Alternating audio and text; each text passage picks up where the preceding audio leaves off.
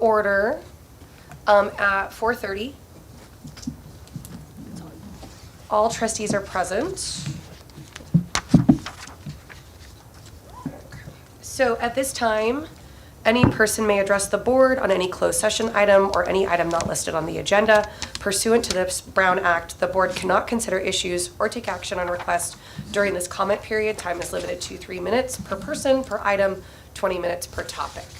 And seeing how we have no one in the audience, I will guess that that will be a no.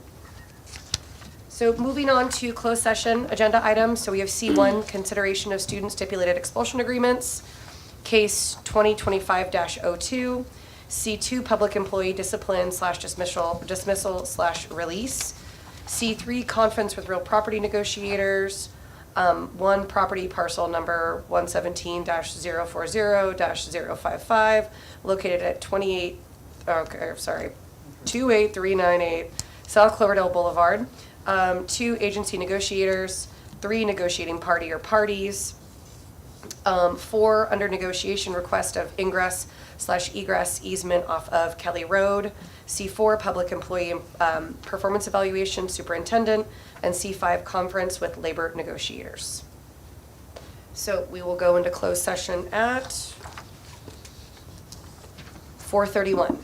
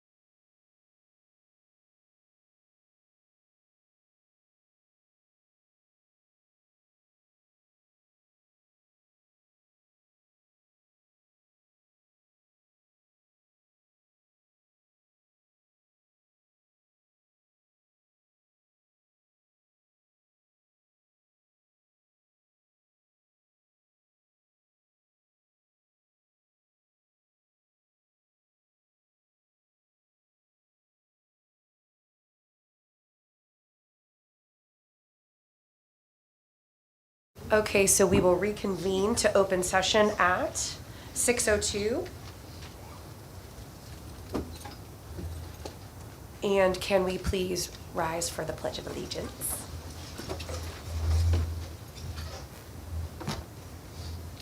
I pledge allegiance to the flag of the United States of America and to the republic for which it stands, one nation, under God, indivisible, with liberty and justice for all. Okay, so,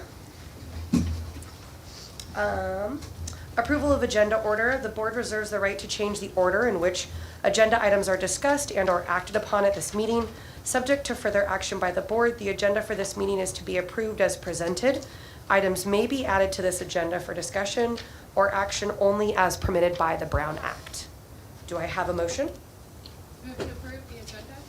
Okay, so trustee Garrison, do I have a second? I'll second. Okay, second from Lopez White. All those in favor? Aye. Any just disagree, right? Nays. Okay, yeah, any nays? Okay, we'll just stick with nays. No, and then absent, we have our student rep. Okay. Now, G, public comment on consent and non-agenda items. The public may address the board on any consent or non-agenda item. Pursuant to the Brown Act during this period, the board cannot consider issues or take action on any item not listed on the agenda. Time is limited to 3 minutes per person per item, 20 minutes per topic. Do we have any? Okay, please step up to the podium.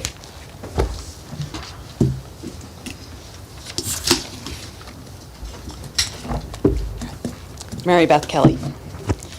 So Board of Trustees, you guys have a really tough job to do, and what you do and the decisions you make really matter for the future of Cloverdale.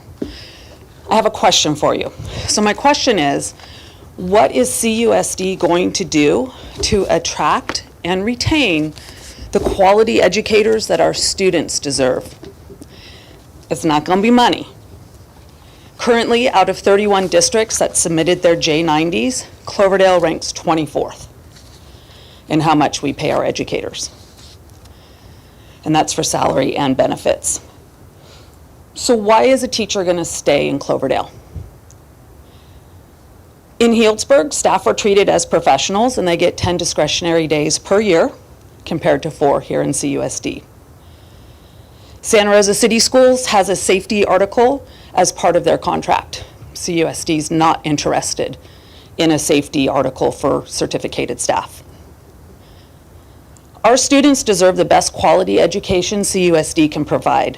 Happy and healthy educators are vital in making this happen. I'm worried about the quality educators.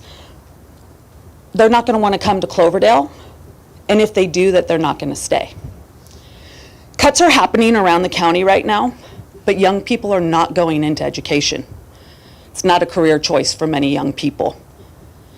We already struggle to get people to apply for jobs here. There's a position that's been left unfilled for the entire school year because not one person has applied. For other positions, maybe one person will apply. How are we going to choose the best for our students if one person applies for a job? Do we farm it out to a Zoom call? Is it, some online class instead of face-to-face? What are we going to do for our students? It's in your hands to make the decisions that are going to make Cloverdale an attractive place for quality educators and for students to stay and to learn. So please consider when you make your choices, what makes a workplace attractive? And if we can't compete financially, what is CUSD going to do instead to bring high-quality educators who are going to stay beyond the 2 years of their induction? Thank you. Thank you. Any other public comment? Somebody asked me to read one for them. Sure. Okay, that sounds good. So it's just, some people. Oh, man. Okay. I never took drama, so sorry.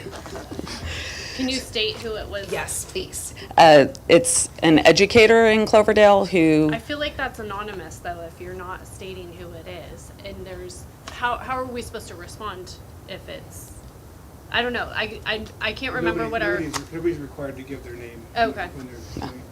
and I don't think I've ever had a response.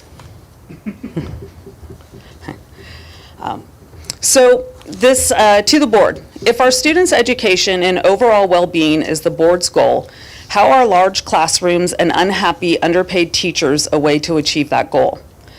Expensive leadership and poor past decisions have placed us in a financial crisis. We are at a crossroads. How can teachers get the board to hear us? The decisions you are making are devastating. Holding our district to a 10% reserve while we've met our 3% reserve mandate is insanity in lean financial times. How you cannot see a direct correlation between your decisions and our current situation is concerning. Is it more important to this board to feed more into our money-heavy leadership with a new step and column, but you won't pay teachers an extra 1% COLA? Things appear to be backwards. Pay teachers more, respect them as professionals, the professionals they are. We teach your children and grandchildren. Don't you want the best for them? As a teacher, I believe the board greatly respects my admin, but not me as a teacher. And I'm the one showing up each day to do the work. Thank you for your time. Respectfully, a CUSD teacher. Thank you. Any other comment? Okay, so we will move on to H, closed session, reportable action taken.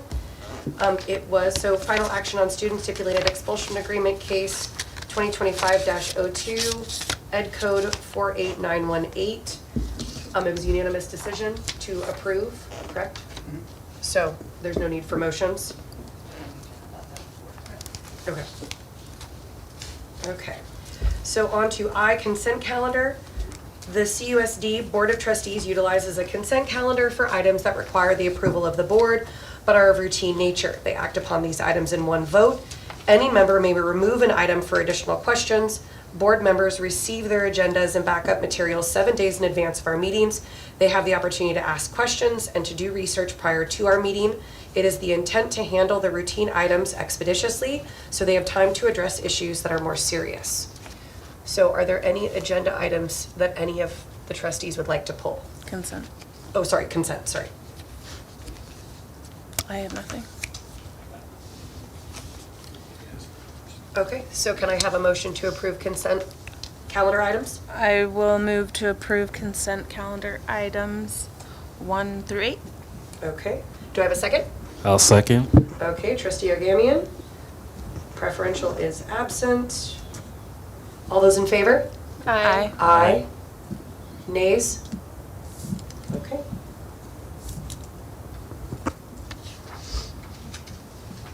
Now, on to association reports. J1, CSEA. I believe there is no report for this evening. So now on to Teachers Association of Cloverdale.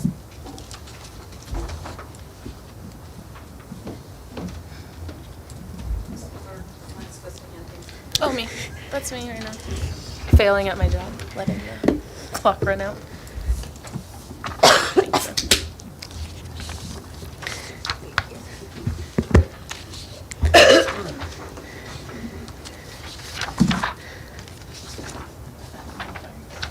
There might be an extra there. Oh. I can give her the extra.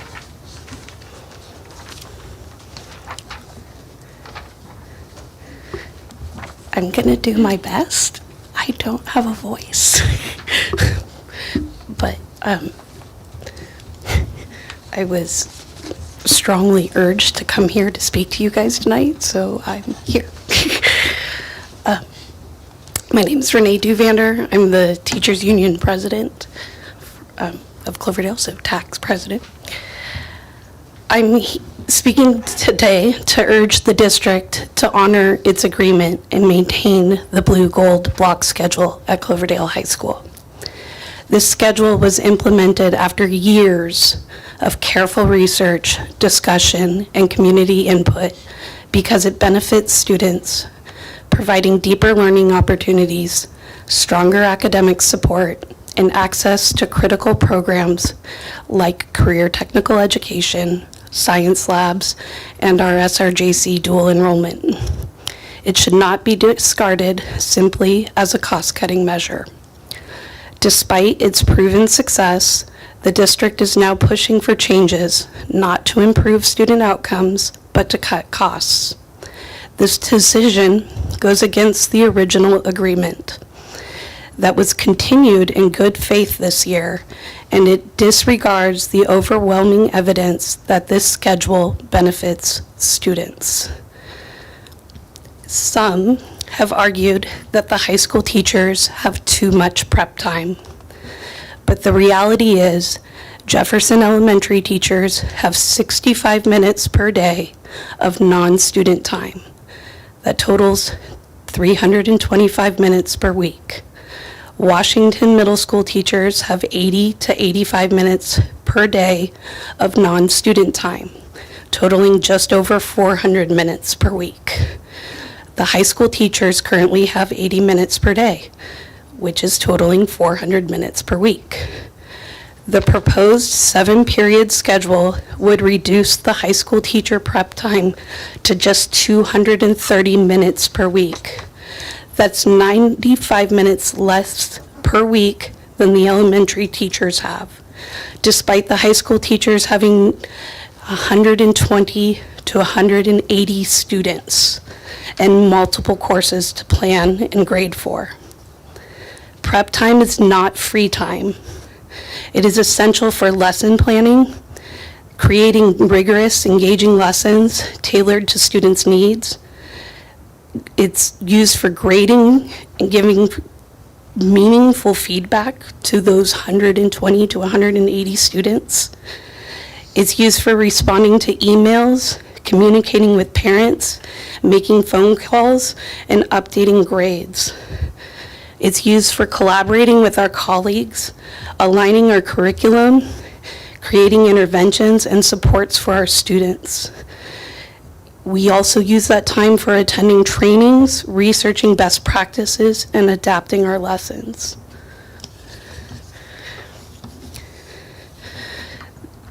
There's concerns about the proposed changes. The proposed changes negatively impact instruction. The shorter class periods force rushed surface level instruction, reduce engagement and retention, and limit hands-on learning. This is the 7 periods in a single day, increase student stress, and make AP, dual enrollment, and CTE courses harder to manage.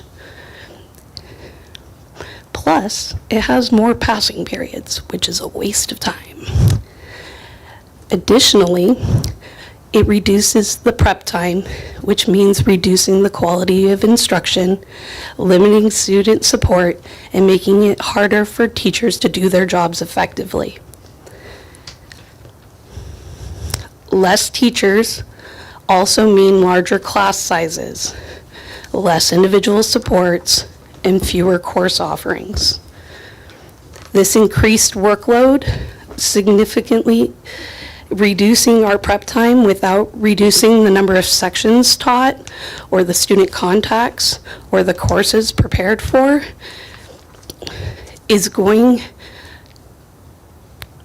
to lead to teacher burnout and drive educators to leave either after this first year of implementation or before the schedule is even implemented. This is going to worsen the staff instability at CHS. TAC really appreciates Mr. Harper's efforts to find collaborative solutions, but this should not have been a problem for him and his staff to solve. Schedule changes of this magnitude must be negotiated. Negotiations allowed the teachers' union to work with the district to find a balanced solution that does not disproportionately impact teachers or harm students' access to courses. This process ensures that decisions are made transparently and equitably, rather than being dictated by financial targets alone. At CHS, there are 23 teachers, but only 8 of them are tenured. Of the 15 probationary teachers, 5 are in their first year at CHS. All the discussions about the pending schedule changes happened without knowing which probationary teachers would lose their jobs or how many. This uncertainty weakened the discussion compared to the past years. Instead of solidarity in working toward what is best for students, these changes have pitted departments against departments and teachers against each other. Staff members who should be collaborating to find the best solutions for students have been put into an unfair position, forced to fight over who will be impacted the most.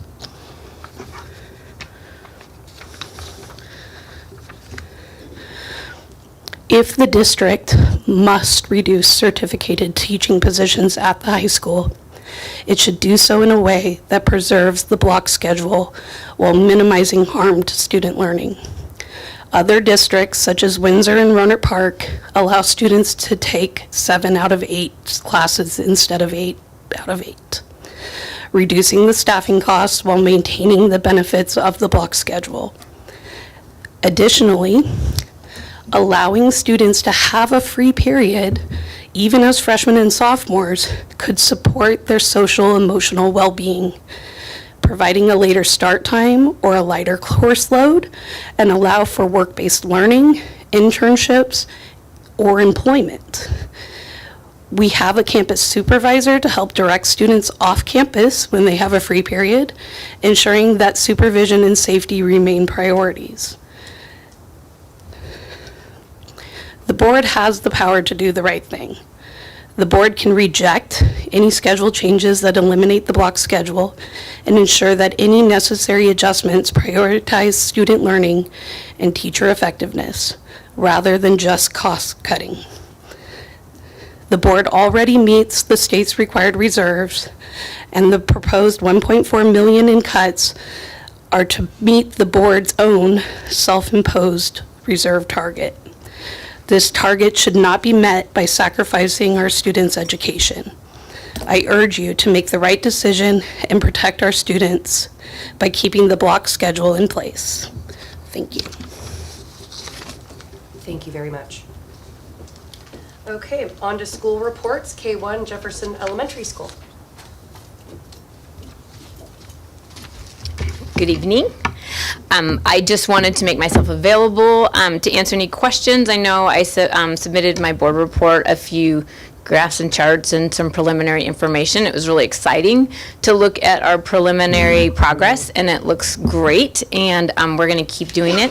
I do just want to let you know that's sort of from the 30,000 feet high look. We are going to be diving into some of those numbers to, to look at how that's happening, where that's happening, and start looking into teacher strategies and things like that. So if there aren't any questions, okay, then as submitted. Thank you. Thank you. Okay, on to Washington School. Hello, good to see everybody, and you have my report as submitted. Thank you. Thank you very much. Okay, Cloverdale High School and JEH Continuation High School. First, it was a pleasure taking you all around campuses. It was a great time seeing the good, the bad, and the ugly, and it was a really great time getting to know everybody a little bit more. So, and you have my report as submitted. Thank you. Now on to Special Education and Student Services report. Hello, you also have my report as submitted. Sorry, I just had a frog in my throat.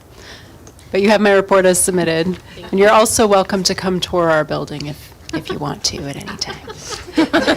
Thank you. Okay, on to Educational Services report. As submitted. Okay, on to Maintenance Operations and Transportation report. As submitted. Okay, on to fiscal report. I'm not going to do as submitted.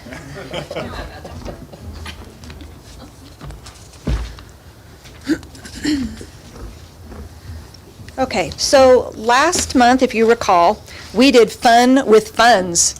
And this time, we're going to be getting real with resources. And thanks to Shauna for that title, because I couldn't come up with anything for resources. So one of the things that we're going to talk about is SACS. What is SACS? SACS is the standardized account code structure that is universal for all schools in California, and it's basically made up of 8 numerically coded fields, and the fields then are used to tell a story. This is like the language of my people, right? All of these different things tell us something different. So, can I walk over here? With the mic.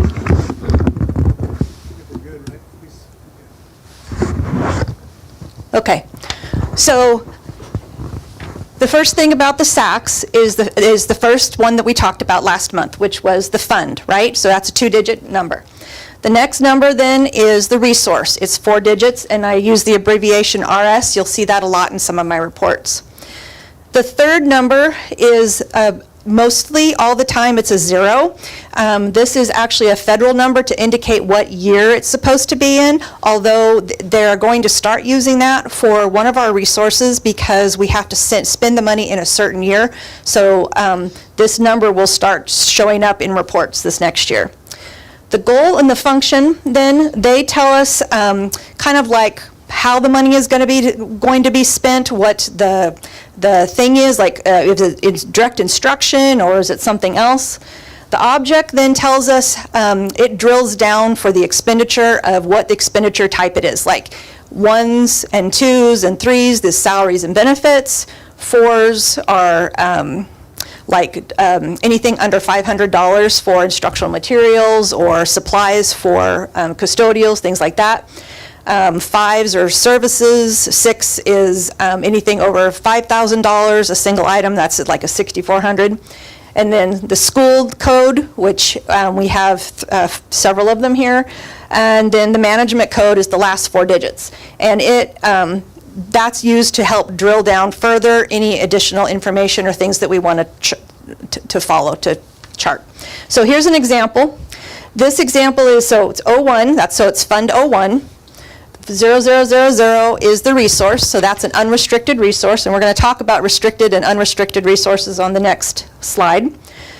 The 0, again, the 1110 and the 1000 tells me that this is TK-12 instruction. The 1000 tells me it's direct instruction to deal with the classroom. The 4310 tells me that that is instructional material supplies. And the 133 tells me that it's Jefferson School. And there's no further drill down on the management code. Isn't this cool? This is like just totally fascinating, right? Okay, so what are resources?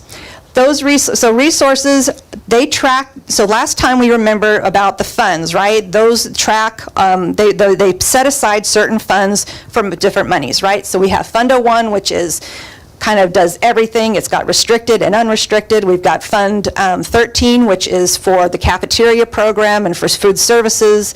We have Fund 14 for deferred maintenance, all these different funds, right? Fund 21 for bond, all those kinds of things. But below the funds, because that's at the top, we have the resources. And so they tell us more. There are 2 different categories for resources. One, they're restricted or unrestricted. And the unrestricted resources for this district, so statewide, it's 0000-0999. So anything in there can be an unrestricted resource. So for this district, we have 0000, which is unrestricted, and then we have 0400, which is the LCAP. Because the LCAP, those monies are unrestricted, but they still have to be tracked, right? We still have to report them and follow through on them. This number for the LCAP varies county to county. So here's another example that's going to tell us a story.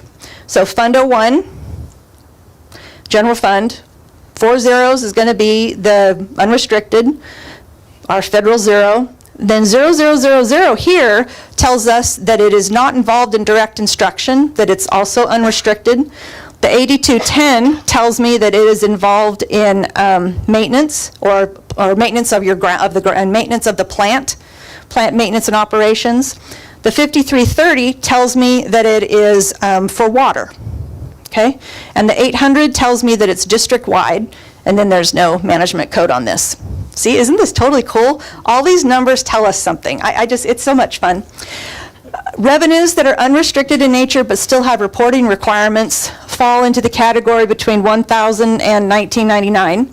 And for this district, we have two. We have Resource 1100, which is unrestricted lottery, and we have Resource 1400, which is the education protection account, and the only thing that we're allowed to spend in there is teacher salaries. So that's what we do. And every June, we come to you with what the plan is for the next year for those, and because that's what's required, it's teacher salaries, that's what goes in there, teacher salaries.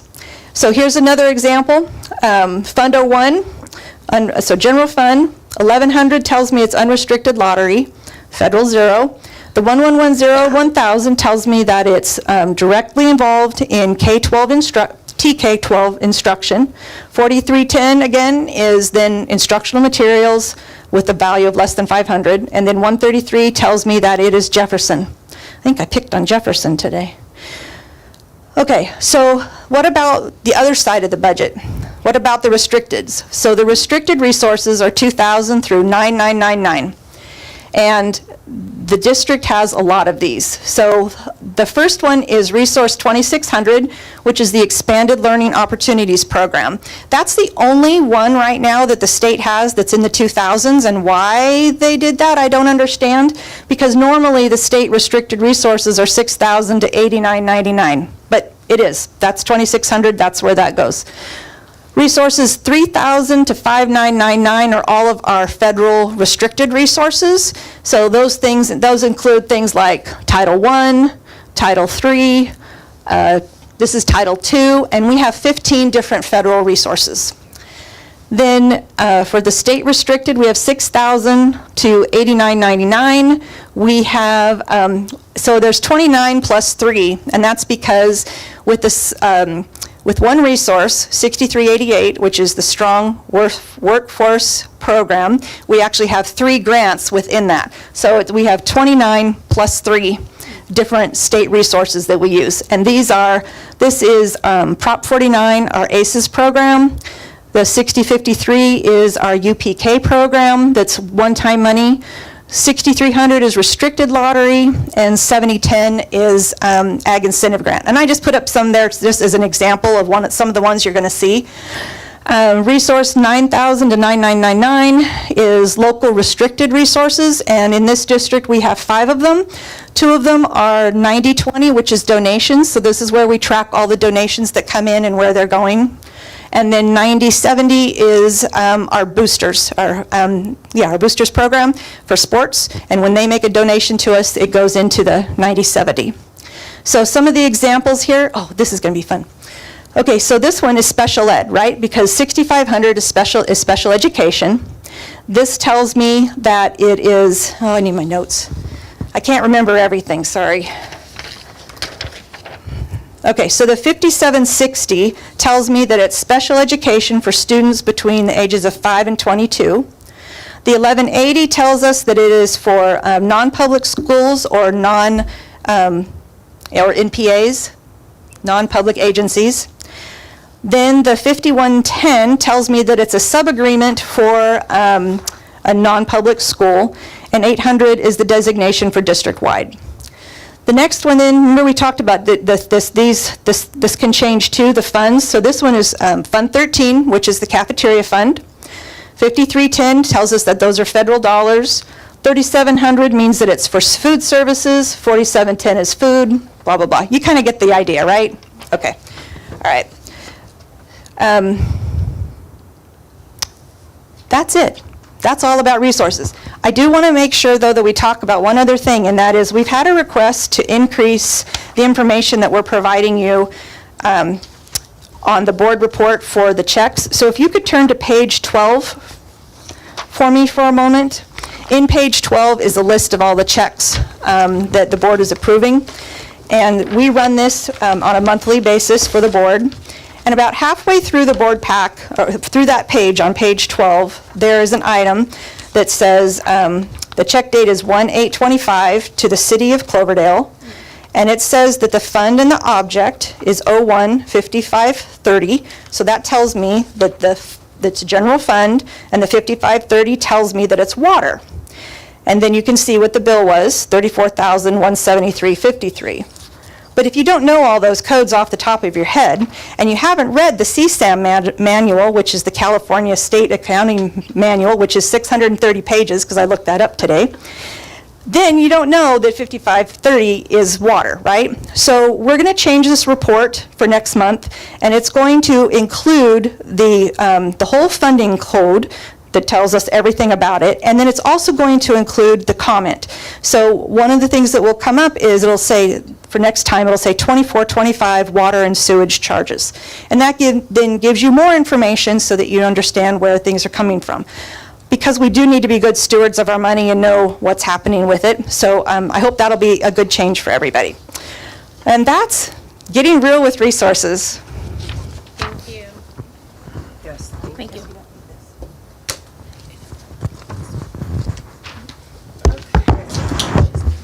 Now on to board reports. Anybody would like to go first?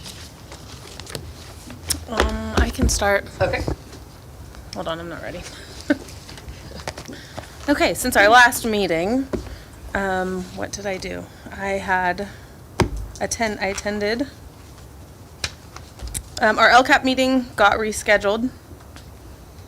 Right, Next so week, that will be 18th. next week. Yes. I did tour CHS and JEH with Mr. Harper, thank you. And like I told Ms. Fernandez and Ms. Holden, I'm gonna get back to you guys. That's the only site I don't have a child at, so I did prioritize them. So I will be touring the other classes, or the other sites also. We also attended myself and Trustee Zykowicz attended a board coffee chat. That was kind of a while ago. It was good. There was a lot of discussion. There was some feedback from us, from a lot of our Spanish-speaking population, with some requests that I will put out there. There's just little things like they don't have a translator at PTA meetings, which they would like to see to be more involved. Things like that. I have notes somewhere. But I did send them along. I think that's, in my busy life, I think that's all I have to report right now, though. Okay, thank you. Okay, who would like to go next? Yes, I'll go. Let's see. First thing I actually wanted to say, I was able to attend the girls' soccer fundraiser tamale sales. It was pretty good tamales. It was great. I also had a tour of 3 sites, the high school, continuation school, as well as middle school. It was great to learn and see what's going on and what could be improved and all that good stuff. I also attended, was it the DLAC meeting? Yes, meeting as well. I believe we have a new liaison. Is that do we have a new direct? Process. We're in the process of a new, whatever the title is, I'm not sure. Community liaison, there we go. And so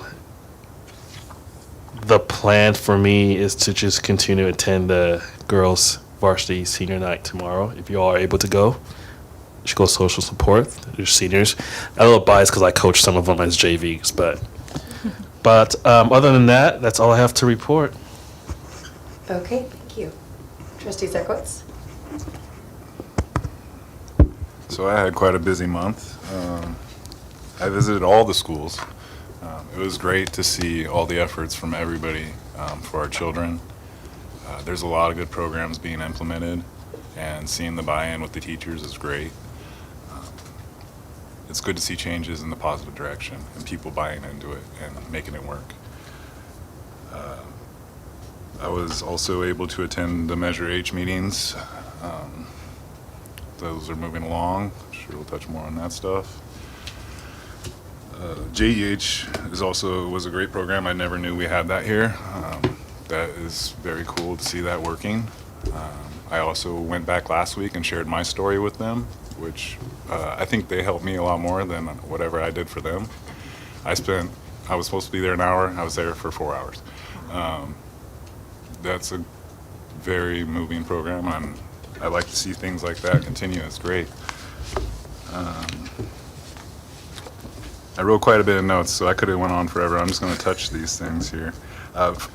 Overall, you can tell the intentions behind the staff and the administration is in the good intent for the children, which was very, as being new to this and a parent on the outside for very long, it was good to see. This has all been very eye-opening for me, and I look forward to the next 3 years on this. But with all that said, I just want to thank everybody for taking time out of all your schedules. I know you already have a lot on your plate, and you took time to take me around to your classrooms and sit down with me and talk with me and share things, and it was really nice. It was good to get a relationship going with everybody. Thank you. Thank you. Okay, Trustee Garrison.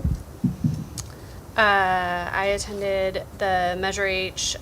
We interviewed contractors for the TKK project, so that'll be more. And then we just had a check-in for the Measure H.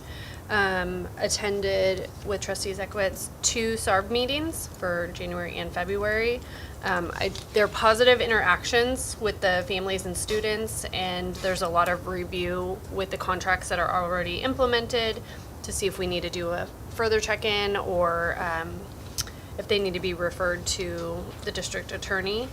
I did a site tour of CHS and JEH facilities. I would like to come back and see more of like the classroom happenings.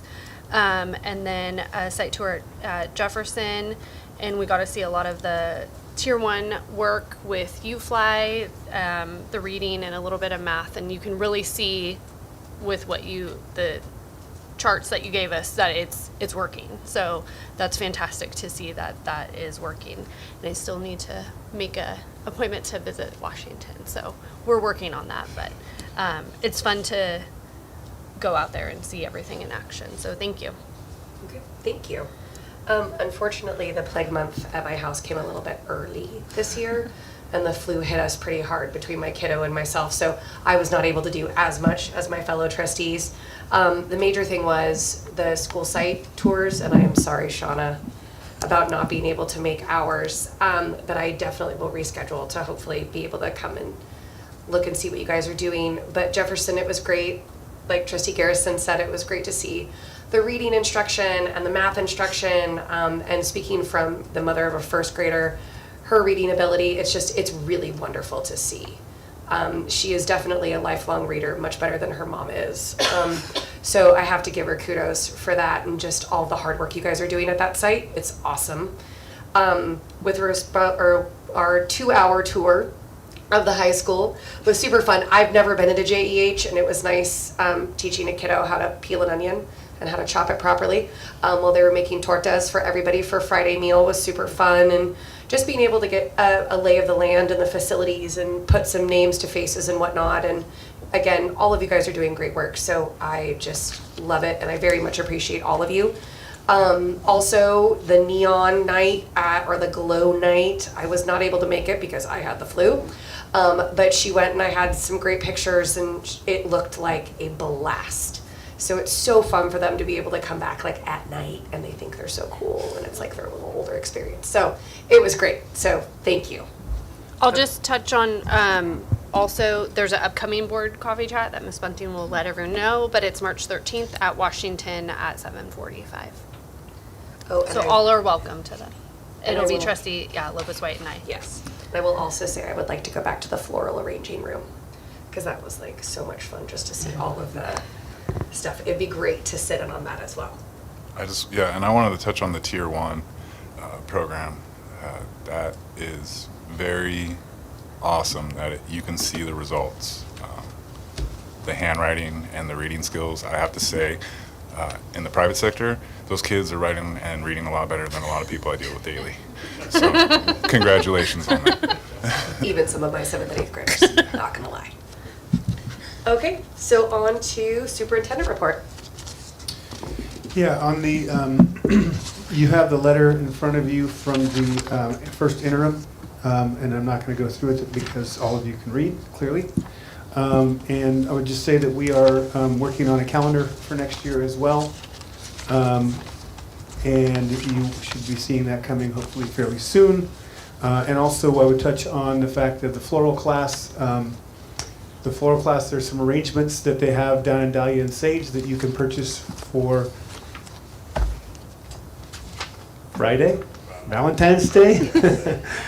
So Riley made sure to let everybody know that those are there. So basically they're making the arrangements, sold them to Dahlia and Sage, who are then selling them also. So yeah, and there's a whole display. And I haven't seen it yet, but she's telling me there's a whole display. They also, when we went to, a couple of trustees went to the trustee dinner at the county, the floral class also did all of the centerpieces for those tables that were there, and there must have been They were beautiful. 30 or 40 tables there, Yeah. right? So, so the word's getting out. So anyway, that's it. Okay, wonderful. So on to report discussion, Measure H update.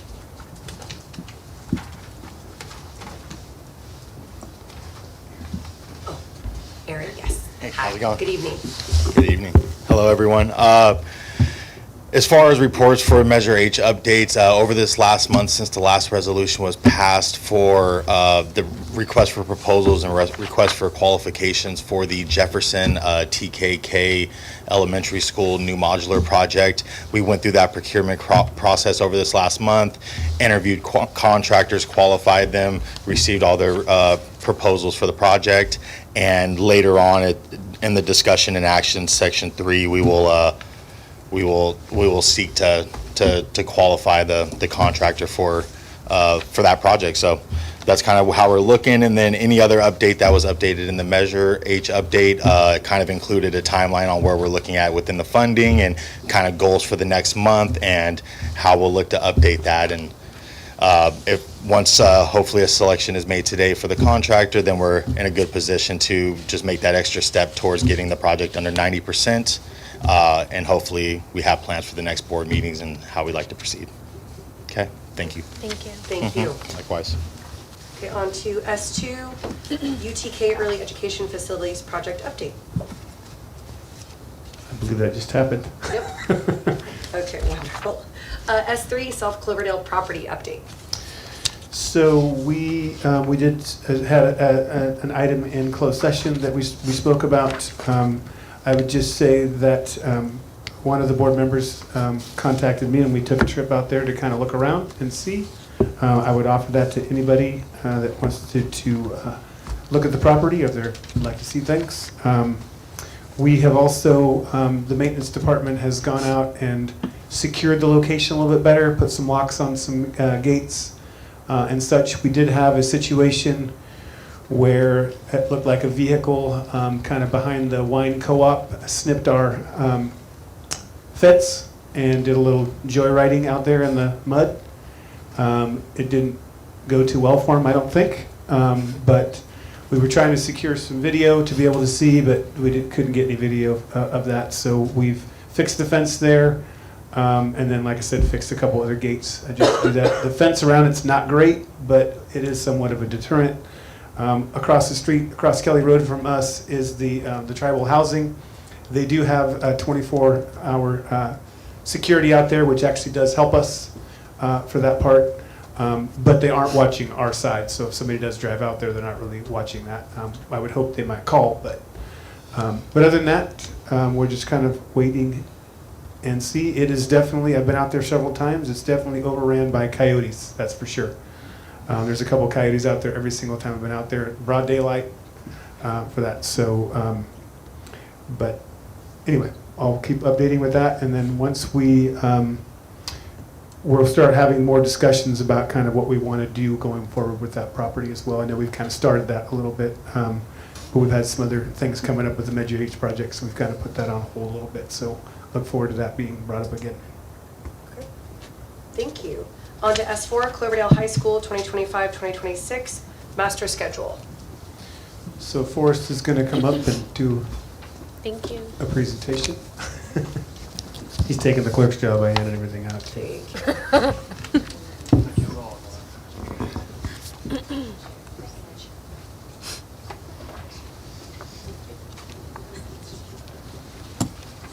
All right, hello, everybody. Perfect. And if you can, yeah. So what you have in front of you is what we've been working on with our changing our bell schedule. So this is kind of a timeline of what we've done so far. So that first line is the November board meeting. So that was the first time it was kind of publicly stated that there wants to be a change to the bell schedule. So after that, we started working on coming up with some ideas. So after that board meeting, so these are all hyperlinked, and that's just hyperlinks to the board YouTube channel for that time slot that talks in November when the board had a conversation about bell schedule and credits and things like that. So in December, we had SLT, that is site leadership team, so that's like department chairs. So I gave a PowerPoint to the staff, to the leadership team about what we're looking at doing, presenting to the rest of the staff, and I got feedback from the leadership team on the idea of changing our bell schedule. So if you look in your packet, you can see those are the notes from our leadership team meeting in December. So lots of questions you can see. And then in January, the type of meeting, it was a PD day meeting. And so during our PD day coming back in the new semester, we had a discussion about the bell schedule. So you can see that's the next right after the notes that says schedule change for the next school year. So this is something that I was working on to propose some changes. So you can see that PowerPoint. So first acknowledging, there's been lots of change with the bell schedule, put in the contract with the 45 minutes a day, that goes into it. And then how many teachers we have, and the crux of the bell schedule is, do teachers need to have a prep every single day? And if so, that changes whether we're going to be able to have block or not have block. So if you look over the next few pages, you'll see that I came up with 5 different options. Teachers helped come up with these different options and kind of played around with minutes and things like that.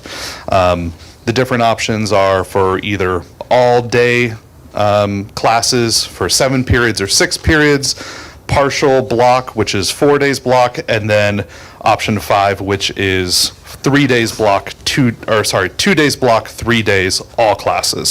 So every schedule has its pros and its cons, and you can see some of the cons is having to go to negotiations, which is having the block schedule. So that option 1 and option 5, since teachers wouldn't get the 45 minutes of prep every day, that's referenced in the document, then it would have to go to negotiations, so that kind of, takes longer, it slows things down.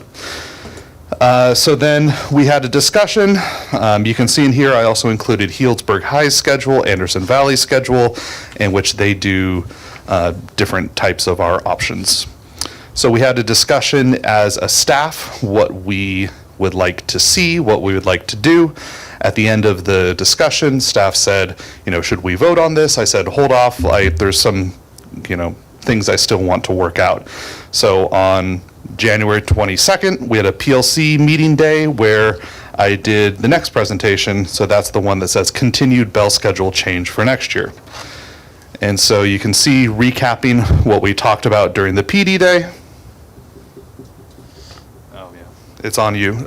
So Kathleen, if you can click on the 122 PowerPoint.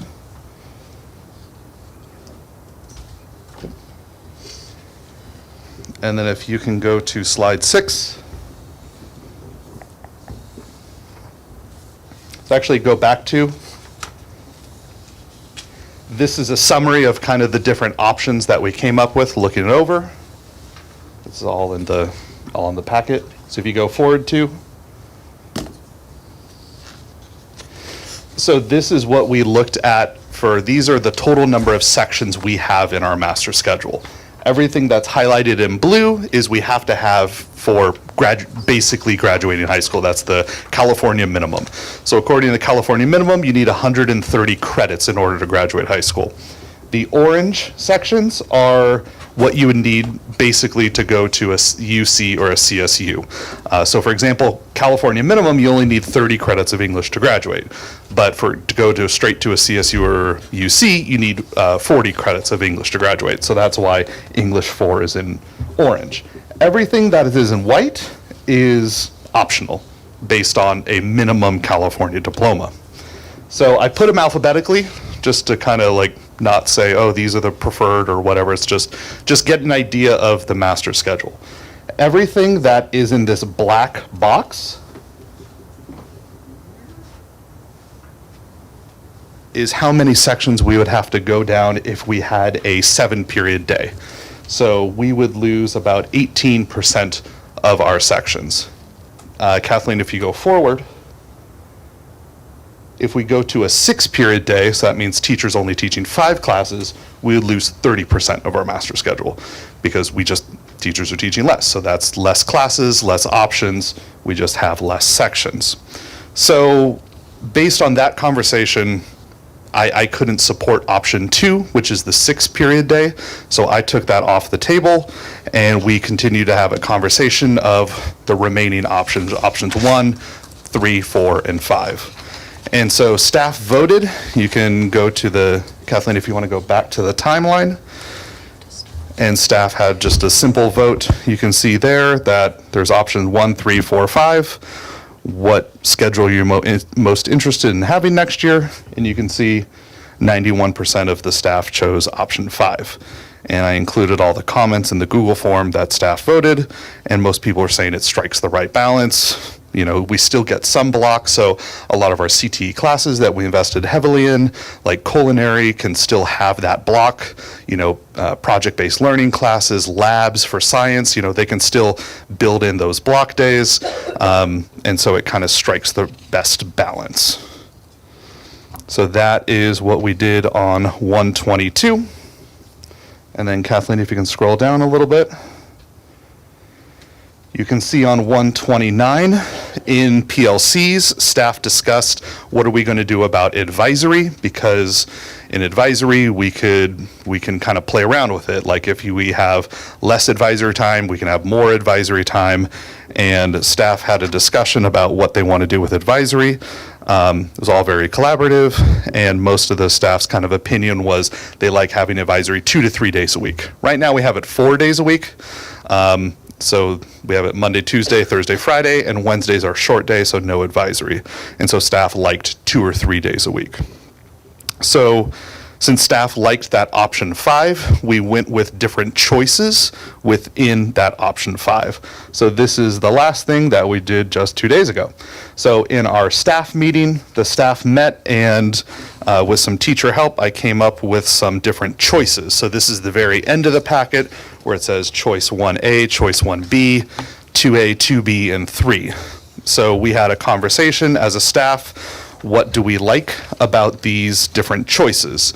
Because the main thing is we need to pick a framework. What is the framework we want? And it sounds like staff liked the framework of option 5 the most. And then once we have the framework of 2 blocks, 3 all classes, what are some choices within those?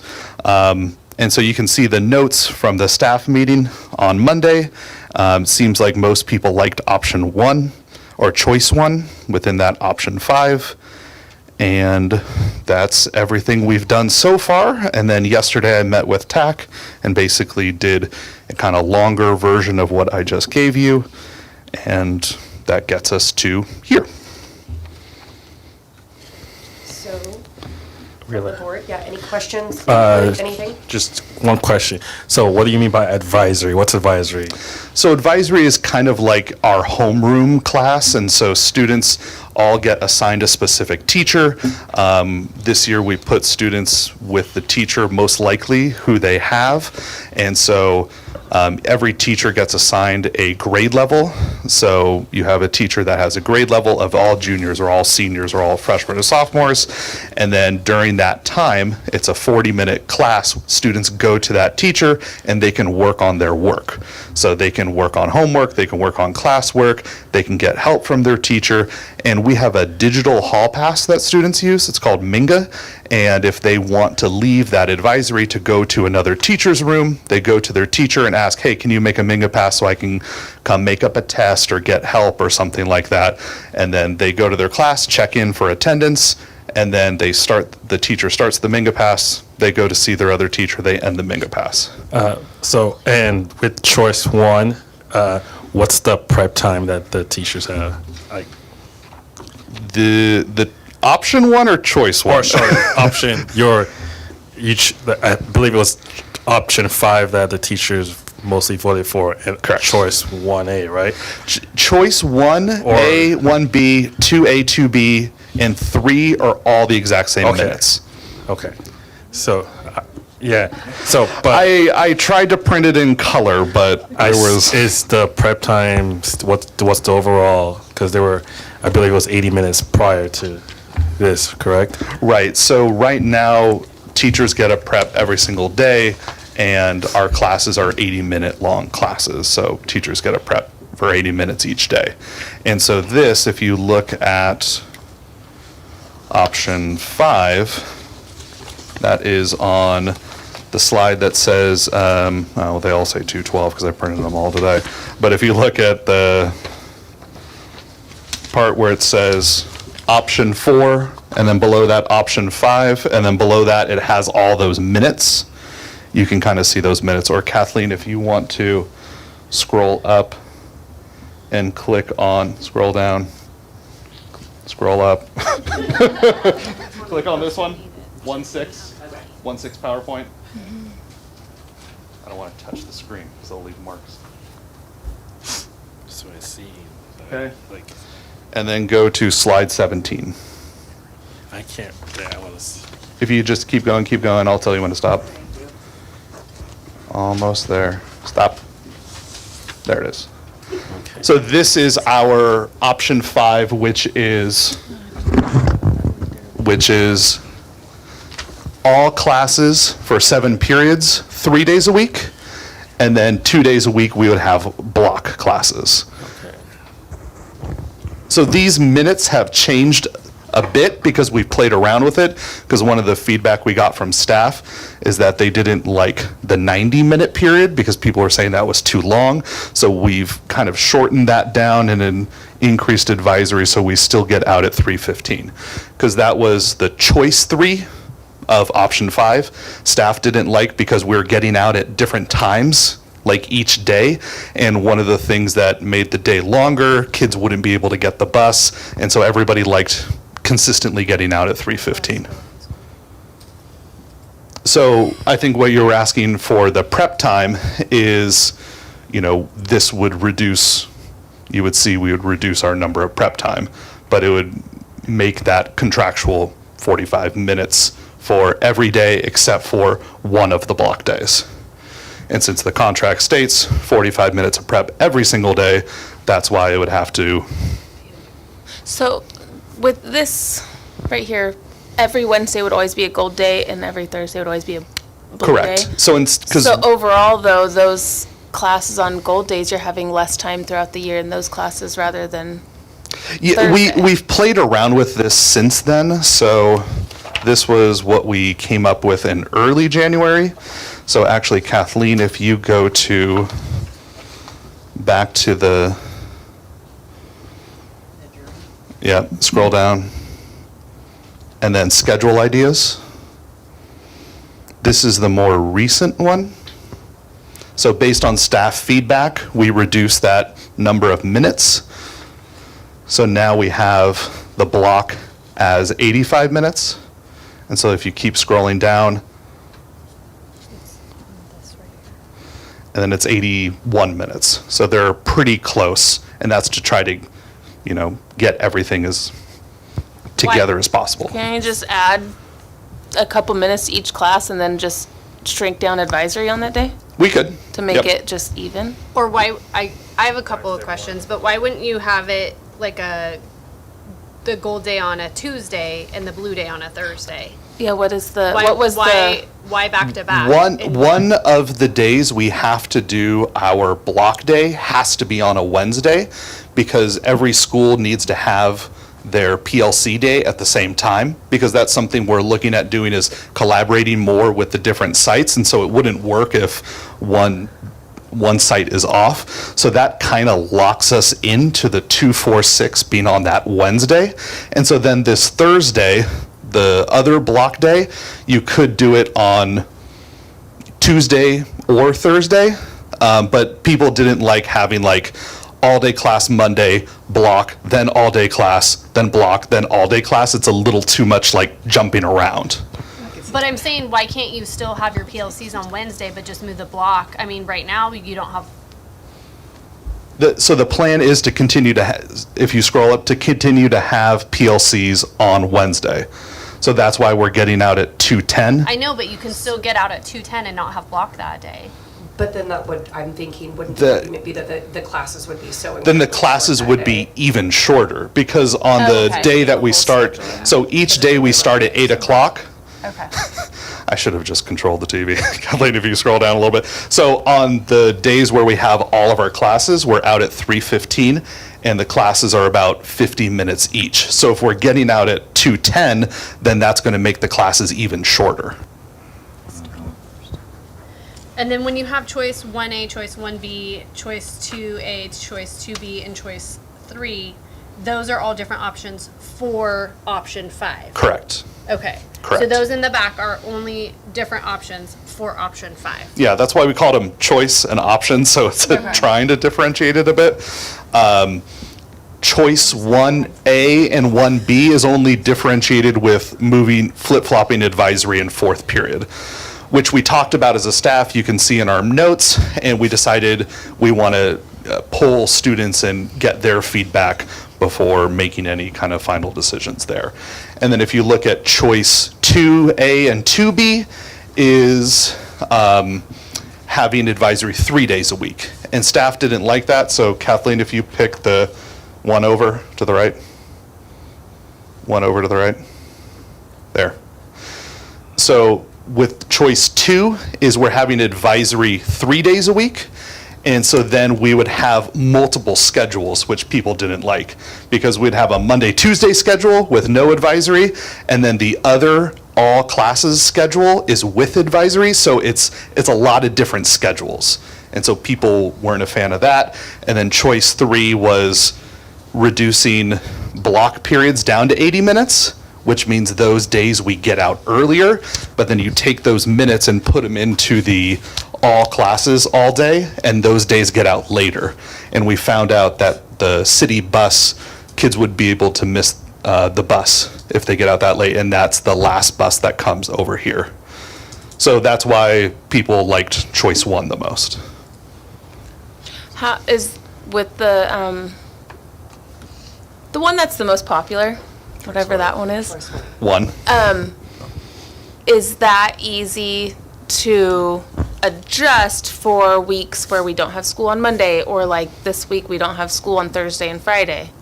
Correct. That's why when we were looking at, kind of like what Jackie was saying with our block days, is having those kind of in the middle of the week and not on a Monday or on a Friday, because then teachers are off a day, and that makes, it makes it challenging. So yeah, so our block days, since we're locked into that Wednesday, the block day would either be Tuesday okay, or so- Thursday. And I think we liked Thursday the best. I forget why. But you could just flop it to Tuesday, like for Sure. instance, this week. Yeah. It would have been Tuesday. Right. And so that's like when we have advisory 4 days a week, whenever we have a pep rally, we just do that during advisory, so we're not taking away from class time. And since in this schedule, we wouldn't have advisory on Friday, we would just do a special schedule for a pep rally week. And so for this, we would have to change the kind of special week to say, hey, blocks are this day. So if my math is mathing, this allows 225 minutes of prep time for teachers with the option 5. I don't know off the top of my head. Well, if there's 3 days at 45 and one day at 90, that comes out to the 225. So, okay.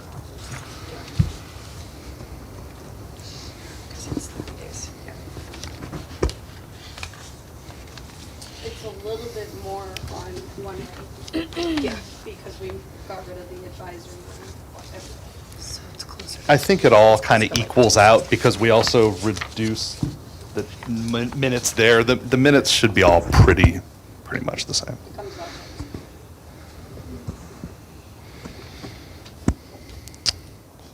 Okay. Do you guys have any more questions?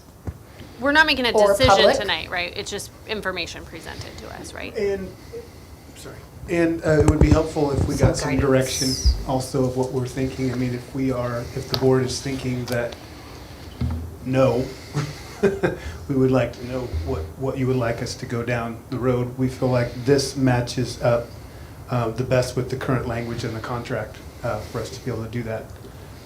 But With the original contract. Because right now the MOU is expired. correct, that's correct. What's the contract, not the MOU, correct. Okay. And so it would be helpful for us to figure out what kind of our marching orders are from the board. But we wanted to make sure the information was there, because I know we started it a while back, or it came up a while back, but now we've had 2 new board members to be able to talk about this as well. And I would just, I know it was said earlier, and I would commend Forrest and really everybody at the high school has really worked hard on collaborating to get this, and we understand that it's a change, and I get that. But Forrest has really done a good job of trying to do as many, and have a lot of meetings and everything too. So I would say I appreciate that very much for that. So we're trying to get everybody's voice to make sure that they are heard. And even tonight we heard a voice as well. So we've been doing the, I say we, not me. Forrest has been doing the work, and so we're presenting it to you so that now we're looking for direction from you guys, not action, but more of just direction, because as been, if the board decides to like option 5, choice 1, within reason, I mean, there could be tweaks, right? But the general idea of it, then we need to negotiate it on your behalf, because it is a change to the current contract, right? And any change to the current contract needs to be negotiated, as was stated earlier. And if no decision is made, then it reverts back to the contract. Which Correct. is the We have same to use the period contract every as our, day. correct. I just think before it comes back to us for an approval, because ultimately that's what would happen, correct? Correct. I just want to make sure we dive into it as thoroughly as we can, so if this is the route we go, that we're not making another change in a couple of years, and I want to make sure that it is fair across the board for teachers and adequate prep time to their contract and to what is sustainable. And financially, this is what we can do and I don't want to keep, Yeah, and And I keeping would. the course list. Yeah. And Yeah. also do So I those think sections and still keep the programs we want to. we could also have special meetings also to deal with this also.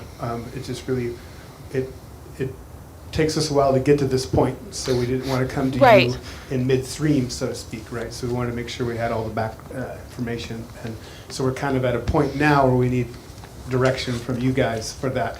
And whether it's more meetings that we'd like to have just on this topic, we could certainly do that. We're kind of at the point where we need more direction on that part. I have I a think, question. Sorry. Go ahead. There we go. Go ahead. I just was curious why you chose Healdsburg and Anderson Valley as the block schedule schools to compare us with. Because those, in that original, the 5 options, you don't really need to see what does an all class day look like, because it's like, well, it's 1 through 7, Monday through Friday, so it's like, it's very easy to kind of understand. And so I gave the examples of option 1 and option 5 because block complicates things. It's easiest to have a schedule where it's all classes all day. It makes things simple. And so I put the example of how other schools do it because they do it pretty differently. Like Anderson Valley has advisory and a homeroom. So 2 days a week they have homeroom and then they have advisory at a separate time.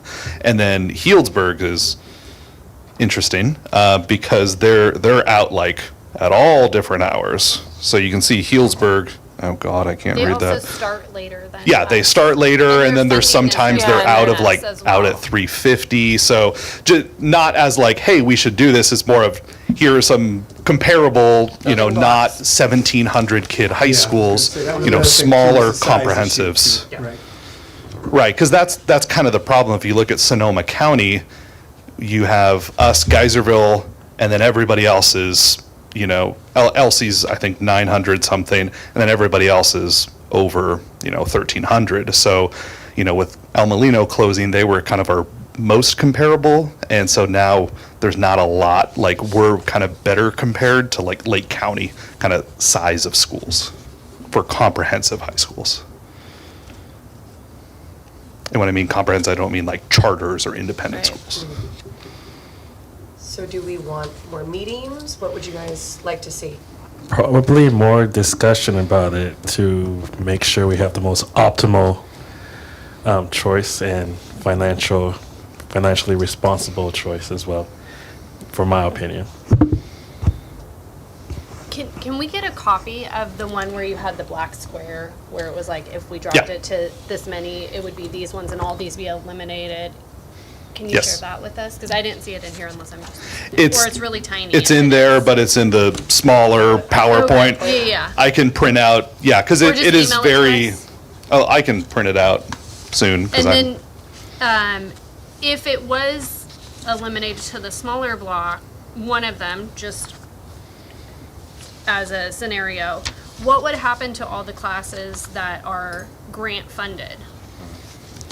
When you mean the smaller Like, 'cause block, what do you mean? You had it blacked out, so I think if you go back to the one where it was blue and orange and then white, you showed a change, and you said if it's 7 periods, it's this, and then if it was only this, it was this, and it looked like some of the white classes got eliminated from that, or am I not? It's just a list of classes, it's not which ones would be eliminated. He was just trying to, if I understanding you right, the ones, if you're saying the classes that were listed as being cut, Yeah. those were just listing the number of classes. Yeah. They weren't saying those specific ones would be okay, cut. They were just I was- alphabetized. Okay. They were just out, Okay. yeah, they were just trying to show the number of classes that Got would it. be left over. Okay. It's a visual to show if we went to a 6-period day, how much we would have to cut. Because we're already cutting back with teachers and sections, but if we taught less, then it's even more on top of that. Okay. And so that's why I took out option 2 as an option, because, And that's why you said it's just alphabetical, it doesn't mean that those. right, because Okay. I didn't want to say Got like, it. these are the ones I like, and not, it's Yeah, just yeah. a visual to see how much would go. I appreciate all the effort you guys put into this so far. This is showing that you're trying really hard. And, but being a new board member, I have to side with Ogamian, and I would like to meet and talk about this more to make a proper decision and Sure. really evaluate what you guys put together here. Yeah, we've had lots of meetings and lots of discussion just as a staff to kind of get up to this point. So that's It why shows. It shows. meeting type is a column, to show how much conversation. I would ask, what sort of information would you like us to bring to the next discussion so that we have that information? I need a better grasp on the 2 schedules, just from start to finish. It's mean, like it's a more lot to explanation of the- digest right now, seeing it right here No, I for the first time, understand. to then like think about. Right. And I will say, my only 2 cents are, this needs to be done pretty quickly, only because building a master schedule takes an incredibly long time. So I'm not saying let's make this hastily, but at the same time, we definitely need to be doing this sooner rather than later, just so that there's not scrambling, only because I am very well aware of all of the time and effort it takes to build that master schedule. Well, we're already meeting, we're already meeting next week for the governance handbook. The governance part, we could actually just add that on to that since we're already meeting, which is next. 28th. The 24th. Yeah, so is that? 20th. 20th, I believe, yeah. And then Renee has. No, I know, I'm just saying, so there's that option to be able to do it because it's a special, so you're only gonna need 24 hours notice, so. Okay. Do we have, part of the reason it was, or how it was sold to us is it would help increase student outcome. Do we have data on that to show how students were performing prior to the block schedule versus during the block schedule? I can pull That that. would be helpful. Yeah. You will email them your PowerPoint so they have that, so what they were Sure. talking about. Yeah, and I could just email this document and everything's hyperlinked. I just want to make an educated Yes, and then Renee. decision.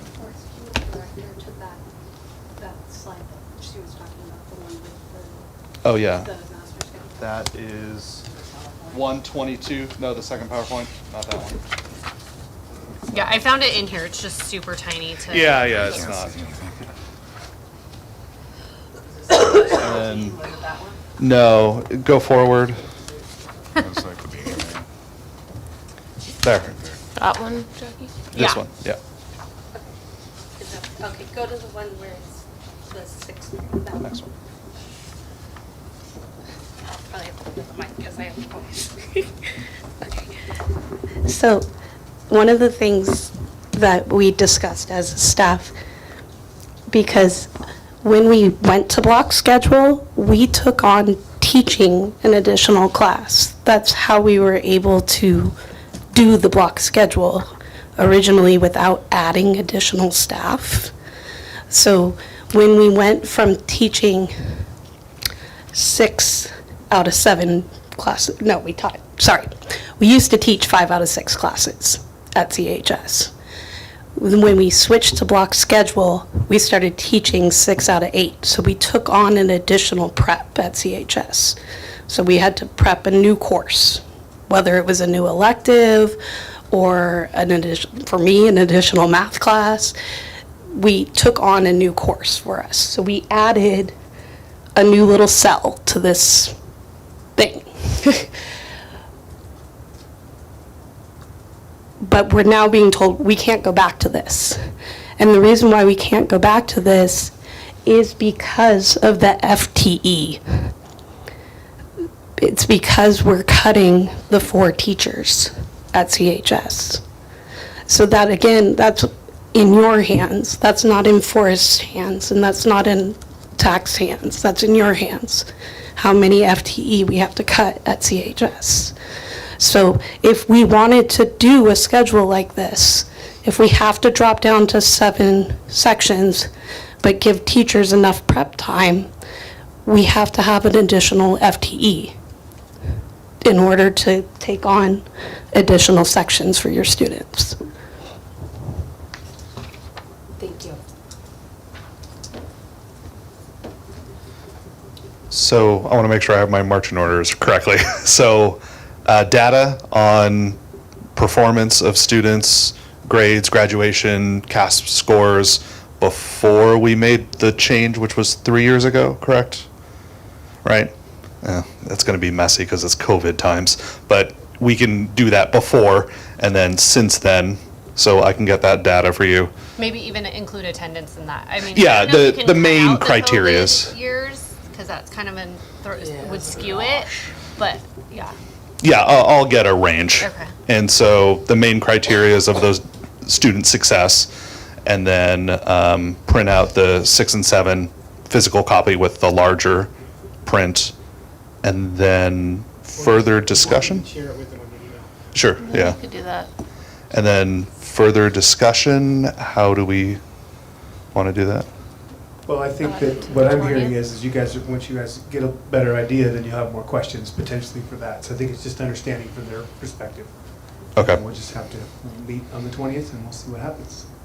okay. Well, and to Renee's point, that's kind of an ask, but that would have to be negotiated, correct? Like, that's not an automatic thing. That would have to be negotiated. Where she What's said, that? I'm confused. Where she said if we went back to this, we'd have to add an extra FTE. That's So not I negotiated. guess That's I'm not ask- negotiated. No, it's not. No. Because that. Only time that you is negotiate the- is if you're changing the language that's in the current contract. Okay. Right. Staffing, right, staffing's not a negotiated item. The change in contract language would be a negotiated item. Okay. Right. And the reason why, again, that it would be a negotiated item is because the option 5 doesn't give a prep every day.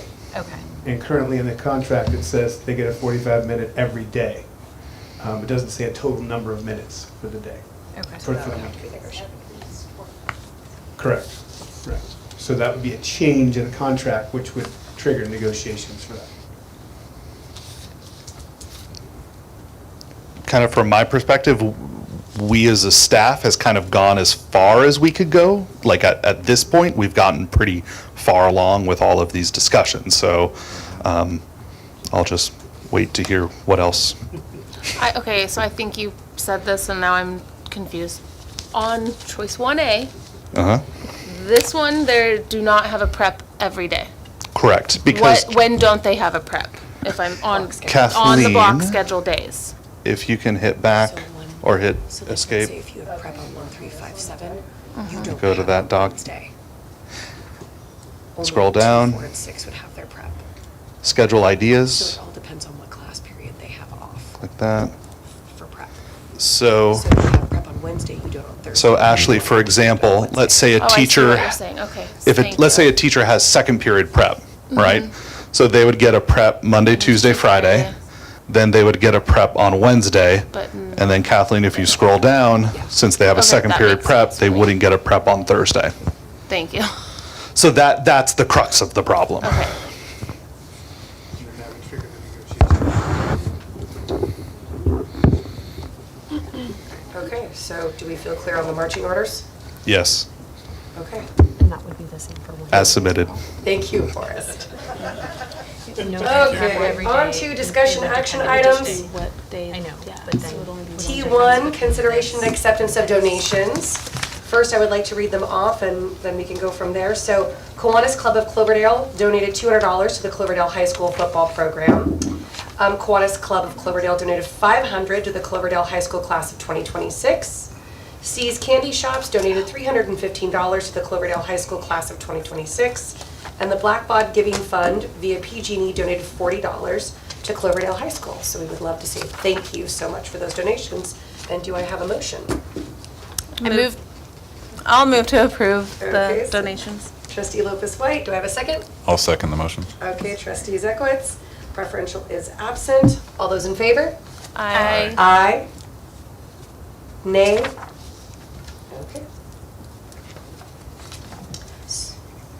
Anyone opposed? That's what we were talking about. Okay, so anyone opposed will be what I use from now on. I just like using nay, because you never get to use it. Okay, so now on to T2, consideration and possible approval of candidate to elect as California School Boards Association Delegate Assembly Subregion 3A candidate. We get this every year, and you're supposed to vote on your delegate that you wish to serve a 2-year term. I don't know either one of these people. The only criteria to be nominated is you have to be a current sitting board member at a district that is within our sub-region. Can someone explain to me how Benicia is That's in what our I was- sub-region? Yeah. The That reg- makes no sense to The me. regions are all different. You have AXA regions, you have CSBA regions, there's all over the place. There's no real rhyme or Okay. reason for that. Okay, They consider it the Sonoma County sub-region, but okay. I don't know. So we just do we go I down the line? nominate Shelby Moeller, Okay. if that's how you pronounce it, from Rican Okay, so a Valley. motion for Shelby Moeller. Do I have a second? I'll second. Okay, Trustee Ogamian seconds. Preferential is absent.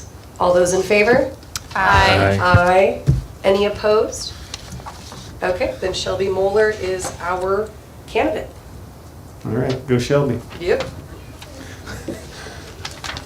think I've met her, but I'm not sure. So that's a very good choice. Well, I liked what she wrote. Okay, here, wait, let me get this. Okay, so now on to T3, consideration and possible approval of selection of leaseback contractor, the Jefferson School UTK Early Education Facilities Project, Resolution 225-12, finding that Wright Contracting LLC represents the best value to the school district and awarding and approving the leaseback agreement. Yeah, so I know Aaron's making his way up to the podium, but basically we had a panel that interviewed a couple of contractors. One happened to be disqualified because they did not file their paperwork correctly. And so the panel chose Wright Construction to do the, and remember, this is just the site work portion of the project, not the building. The building part's already been taken care of, so it's just the site work portion of that. And so what we were asking the board to do is to basically approve the resolution that selects Wright. And then Aaron and I will get to work on working on the contracts and everything like that too, but this essentially awards them the contract, but then we'll get the language that'll come in front of you guys. And you're also basically authorizing me to start working with those contracts. I don't know if you have anything else to add on that. That was perfect, yeah. I was just heading up here just in case you wanted me to give a little breakdown like that, so. And then also, that would be the action we're looking for. And then if you wanted to do that separately, I do have another thing that I wanted to talk about with the leaseback. Why don't we do this first, and then we'll talk about that secondly. Okay. If anybody has any questions, Yeah, Aaron's any here, I'm questions? here. And also, Chad and Jackie were on Yep. the panel as Mhm. well, so they can They answer the participated in the questions. contractor interviews with us. I don't have any questions. Sounds like a motion. A motion to approve Wright Contracting. Okay, trustee Lopez White makes a motion to approve. Do I have a second? I guess I'll second. Okay, trustee Ogamian seconds. Referential absent. All those in favor? Aye. Any opposed? Okay. No abstentions. And the second thing on that is that, as we've been talking before, is we have there's a funding criteria that we have to be in contract for 90% of the work before they're released to state funds. So what I'm asking the board, and this isn't an action item, it's just more of direction, is what we're hoping is that the fact that we've chosen both contractors and we're going to be in contracts with them, that your comfortability of us proceeding, knowing that information and waiting the 4 to 8 weeks for the funding to come in, are we good with that? Or do we want to wait for the money to hit our bank account before we start proceeding? We're waiting on confirmation from the OPSC and the State Board of Education to basically approve that fact, but remember there's that 90% thing that we're trying to figure out if that works, if entering these contracts works for that. So I don't want to make that decision on my own because that's a lot of money. So I guess I'm curious of what the comfortability is with going forward with just knowing that we're owed that money, or do we want to wait till the money gets in our bank account before we move forward?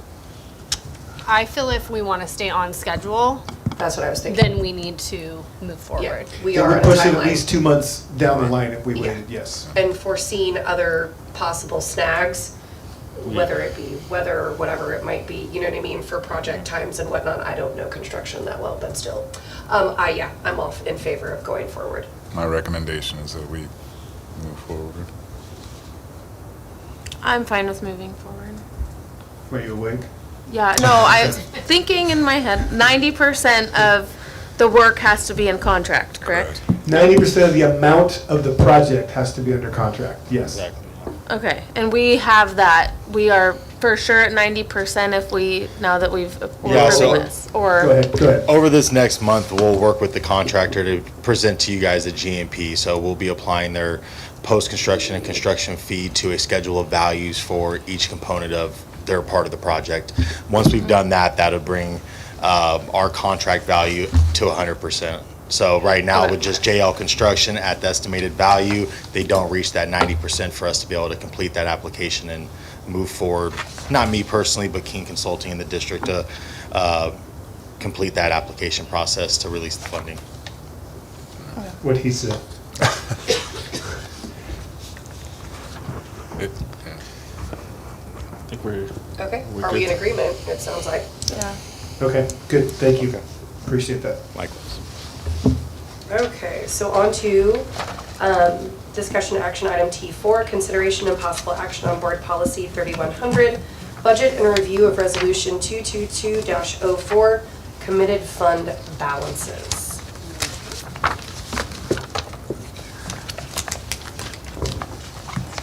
Okay, this was brought up, I believe, by Me.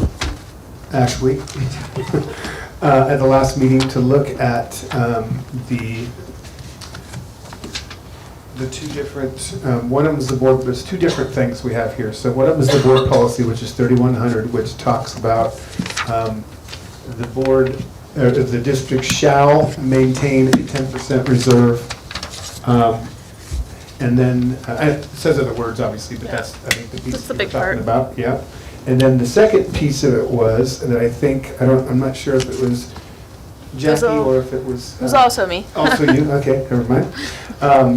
Was talking about the resolution that was, and I'm not to it yet, but I can't remember the year. It was 17, 18, I think it was, that says that the board instructs the district to set aside monies for. It was after 2020 because I was on the board when we did that. Okay.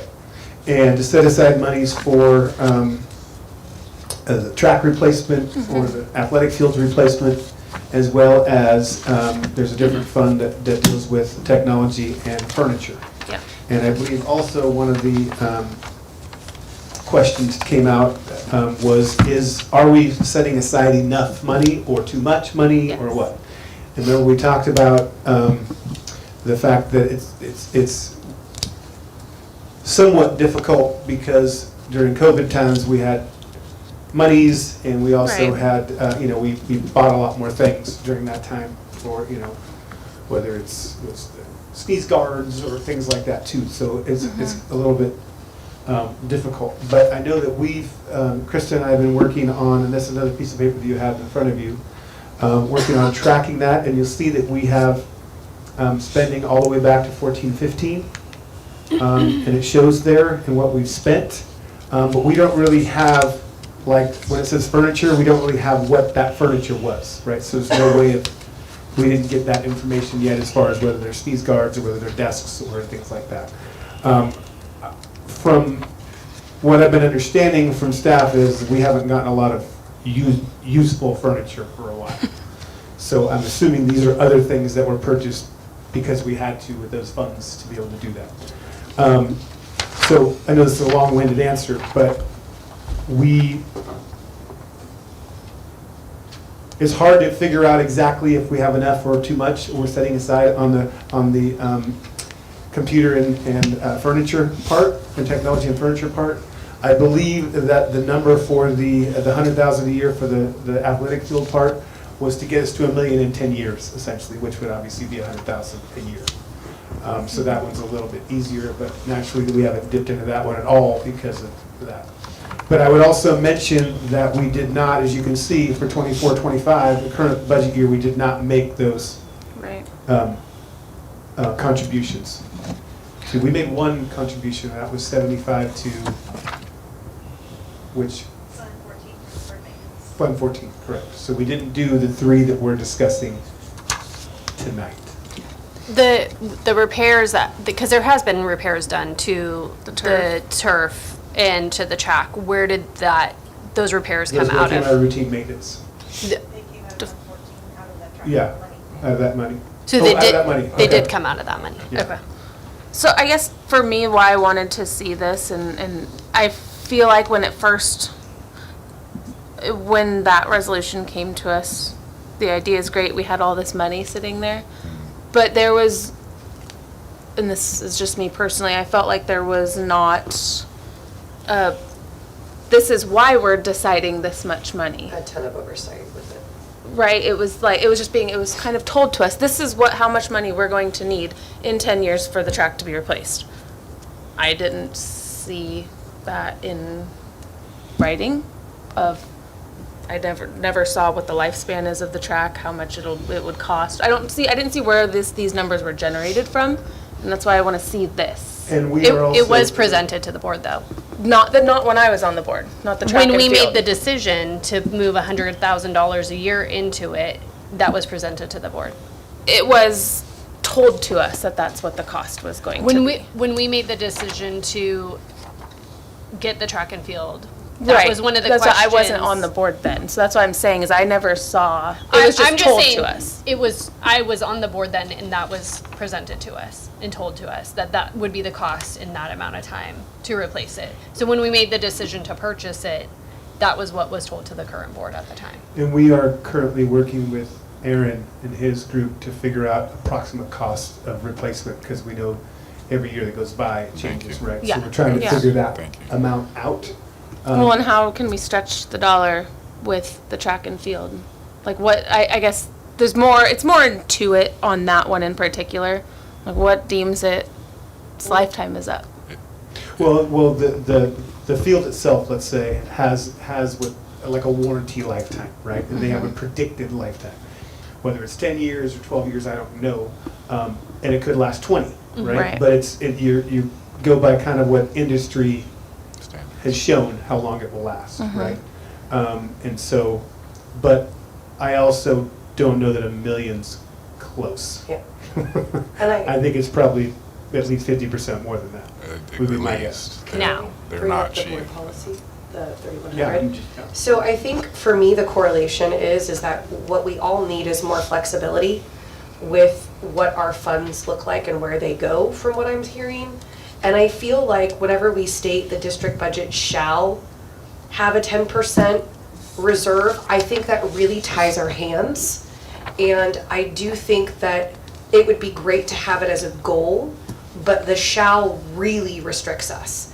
On top of the fact that we're not even going to, in the next 3 to 4 years, it's gonna be enough to try and meet the 3% reserve that we're literally breaking our own board policy. And so it would be great to have it as an aspiration, but the likelihood of that happening, I feel like we need to change the language. And I would say I agree. that right now, we approved, you remember back in June, we approved the budget, and we told you that when you approve the budget, it is not going to have the 10%. So we made that decision knowing full well that it was not at 10%, and we are not at 10%. And so, I mean, it ties our hands with deferred maintenance, it ties our hands with salaries, it ties our hands with all of these different things when we have that high of a reserve, and we've seen how it kind of comes back to not really work out well in certain situations. So I would even argue that maybe we need to be thinking about, is that 10% really feasible for the vision we have for the district? Well, how did the board come up with 10% in the first place? It was before me, so I think Jackie and I will say having excess funds got us through COVID without having to take loans out where many other districts did.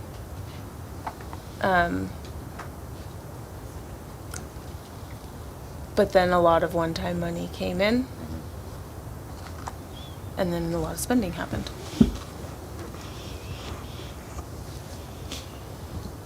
So what's the next step if you're proposing we change the verbiage? I like the idea of changing the verbiage to having it as a goal, but not A standard?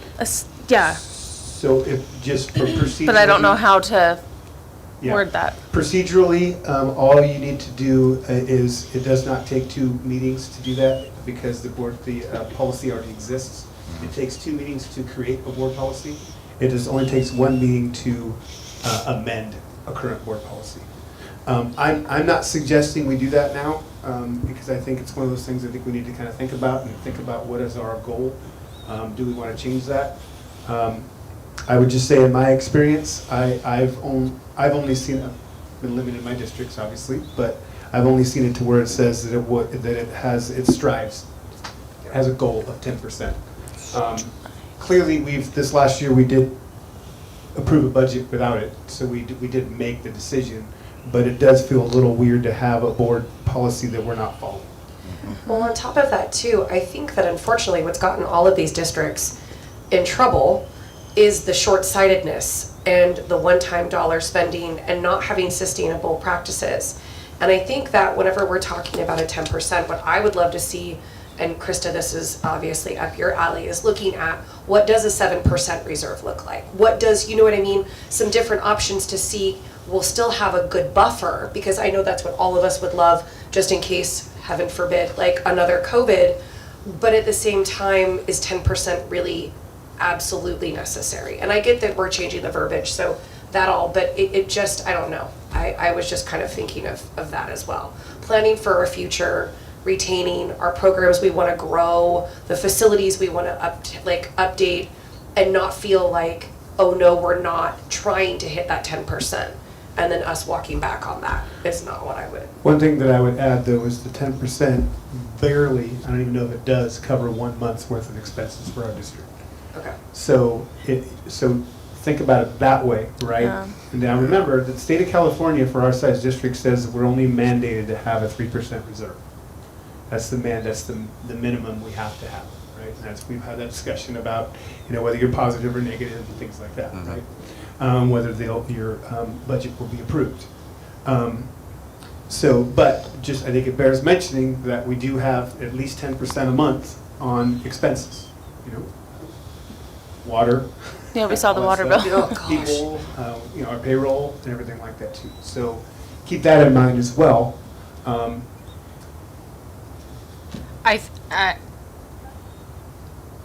The reason, from what I recall, the 10% came to was because prior to me being on the board, we had the state coming in, and we were going to be taken over by the state because we were in such bad financial times.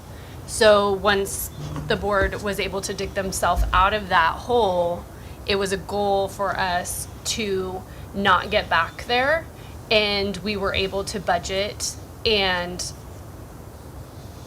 come out of those lean times and still make sure that we were able to pay our bills if a catastrophic event happened, because teachers and staff are not going to be happy if we can't pay their payroll. So we wanted to make sure that we were able to do that, and that was why it was very important, because we did live through those difficult times. And I know that at those times, like, even staff took cuts. So there was a lot of things during that time where, I don't want us to go back there. So that's why it was really important for us to have that. And I feel like we were on track, and when these COVID dollars came in, it kind of threw us off the route that we were going of being able to maintain that budget and maintain that proper reserve. And now we're having to get get back to where we were, and we're figuring it out with that budget. And I feel like there's always good times and there's always bad times, and unfortunately we're going through one of those rough bad times. So I don't think it's just like anyone's fault, or that we don't know how to do a budget, because school budget funding is totally different than someone's personal home funding, because the way that it is funded, and you have to look at it 3 years out, and you're having to guess when you don't actually know what you're getting. You're Your home essentially budget- spending all the money before you even get it or know what you're Exactly. getting. Well, let's hope not. But remember, our board policies should be looked at, right, to reflect what the current board does. Yes. Right? And so we have to, because these are your rules, essentially, right? These are your contract that you're saying with the community, basically, right, and with the state. So if at one time the board or the majority of the board felt like we needed to have that then they did it, right? And so, and I don't think it's a bad thing. I just said that we just look at stuff constantly because of the turnover. So is the current board happy with how the language is? And if they are, great. And if they aren't, then you have the ability to change it, right? And so keep that in mind, that even though these were created before you got here, that these are supposed to be reflective of how the board feels, right? And that can ebb and flow, and that can change throughout the years, right? So I don't think of it as a bad thing. I just think in this case, just my opinion is the shall to me is if, let's say we're close, right, to the 10%, and that requires us to get rid of a program because we have to do that, then it doesn't really give you guys a lot of Wiggle room? options or wiggle rooms We have a because lack of your of own policy, flexibility. right? Yeah. And so I think that's just my own personal opinion, but I'm also not a board member, and I haven't gone through, in my experience, I haven't gone through any possible state takeovers either. But remember, just keep in mind that this is supposed to be reflective of people that are currently sitting on the board, right, that are making the decisions. I would like to change the language so it gives us the wiggle room. I mean, I like strive, So do how I. you said that. We would have to, I like the concept in there? that I think I see the intention behind the 10% was we don't want the teachers and administration to go without pay for their services. We also need a reserve. So I can see the logic behind that decision. I could also see the need for maybe supplementing Strive at this time to help meet other needs we have, and to unlimit the limits that are presently on that verbiage. Trustee Ogamian, how are you feeling? Just pondering. Whether we change the language or not, we're not going to hit 10%. So, I mean, let me rephrase. It's not feasible right now. So I'm indifferent at the moment. I would say it's not feasible. Okay, It can be It can feasible. go- We just have to make the budget Yes, so that it correct. reflects it. Yeah. We would have to cut a lot deeper than we're Yeah. planning on. And my suggestion also would be, I feel like I have a lot of suggestions, but my suggestion would be is let's pay get for. an idea, you don't have to decide now, but let's get an idea, and then that way I can kind of take it back to legal to find out what kind of better language might be. And then we can come back and we can then approve it if we so choose or not, so. I'd like you to do that. Because I don't think this is something we need to just talk about right now and then change it. I agree. Because clearly, like 00 saying is that we're already not doing it, right? So it doesn't change anything per se right now. So But- can we put But we're that going on to against our governance? policy. Can we put that on the Yeah, I mean, 20th as well? does the majority of the board want to kind of me to look into that Yes, language please. into maybe, like I said, Yeah. strive or Yes. goal of, or how that's going to be? Yes. Okay. I want to know how much more we would have to cut to get the 10%. Okay. That'd be And nice. I guess I'm just gonna play devil's advocate. If you say strive or instead of shall or may, how are we gonna actually hold ourselves accountable to that? Because you could put that in there, but then, okay, well, we're just gonna maintain the 3% because that's what we are legally obligated to. That's just a strive or may are not actually gonna hold you accountable. How do we hold Well, ourselves I accountable? just- to- And Can my I- response to that would be is that we don't approve the budget, you guys approve the budget, Yeah. right? So if you guys wanted a certain thing, we have to have a budget that represents your wishes, right? So the reason, and this is gonna sound weird because I'm Or the like I'm checkpoint. picking on things, but it's not, but you ultimately have the say of what the budget's going to be, right? You give us direction, we create the budget that you want, and you have to have oversight on that budget to know what's in it, right? So if it wants, and that's what I'm saying is the budget needs to reflect your wishes for the district.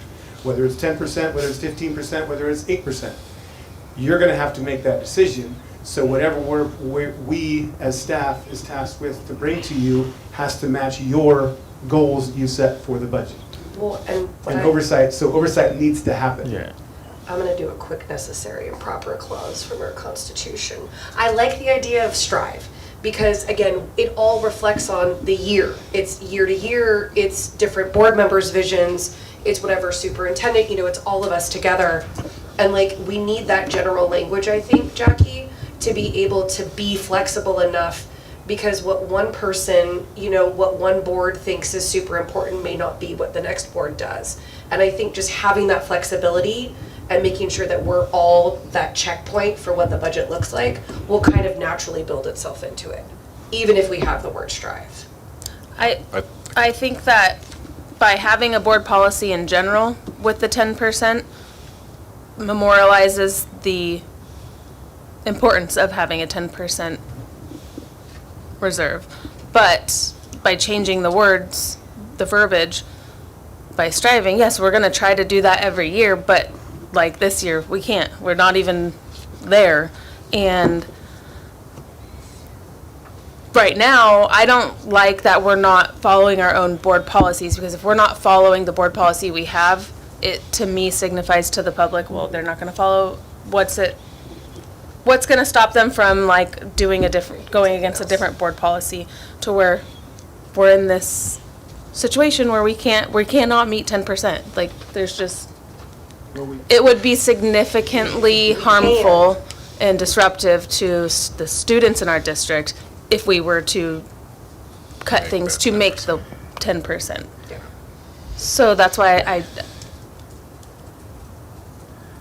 there's a board policy, 10% it's here. That's what our goal is, but I would like to reflect. I have to break in though. I'm with Jackie a little bit. I mean, what complacency happens? So there should be some kind of verbiage, like in years of trying budgets or something to that effect, so people don't get complacent and think we could just manipulate this. Because I think, actually, you could even manipulate those words. You would have to make them very much ironclad, Right. because again, it all comes down, all of this is subjective, and it all changes with who is in these 5 seats. You know what I mean? And I think that just has to be something that somehow the board then holds themselves accountable. I mean, I can't, all of it is subjective language. Every single thing. And what we know right now for fact is that without having to do some really devastating cuts, we're not going to be able to follow our own policy. And I think that is what is the black and white here. You know what I mean? I would argue more devastating cuts. We're already doing this. Oh, well, yes, no, I'm sorry, I don't mean to say that it's not already, but, I mean, we have to go even deeper, and it's already hard enough to be able to do, what's being discussed. So I would also add, when we set this strive or this goal, each time we have, well, I'm going to use my OT brain, each goal you write, you have to have some type of intervention and some type of plan. And so to keep us accountable, to keep everyone accountable, we have to have processes or tasks to meet those interventions to get to that goal. So I'm hoping that I know we won't get complacent, and we'll work on budgeting, we'll work on different strategies to reach that 10% of reserve, but it doesn't put handcuffs on us that we must Exactly. hit that. And so, I mean, that's how I would look at it for this year, and hopefully in future years we're able to get back to that or get closer and closer each year. I don't know. That's how my brain works. I think there are, and I think Krista can, all of the different financial reports we do throughout the year, and I think we are planning to keep, what was today's called? Resources. Okay, Real with Resources, things like that on, and I think that's a good way that we can, if that's a standing item, and you might have to get more creative with all of the new names, but that's something on our agenda, that's a standing item, to where we're making sure we are touching on it, where we are learning all of the things, but also it's an opportunity for Krista to tell us, you guys are screwing everything up, or you need to make some changes more often throughout. Yeah. From someone whose job it is to do that. Yeah. So are we proposing that we change the board policy as well as what we're putting into the funds, or are we just looking at board policy right now? I think it's two separate things, really. I think right now it's just the board policy from what I'm hearing. I Yeah. don't know that we have enough information yet. Yeah, on the I other- don't- On the other 2. Think we do. Or on the other 3, I guess it would be. And then this is an update for Fund 17 and Fund 14, which, No, but I'm saying, and then Fund 14 is the other one for the maintenance, right? For the deferred maintenance. I think what we'll do is we'll continually update you on those, especially the Fund 17 when we spend money out of it and things like that as well. So. And 17 is the track and No, 14 is the track and field. 17. 17 is furniture, technology. Correct. Okay, so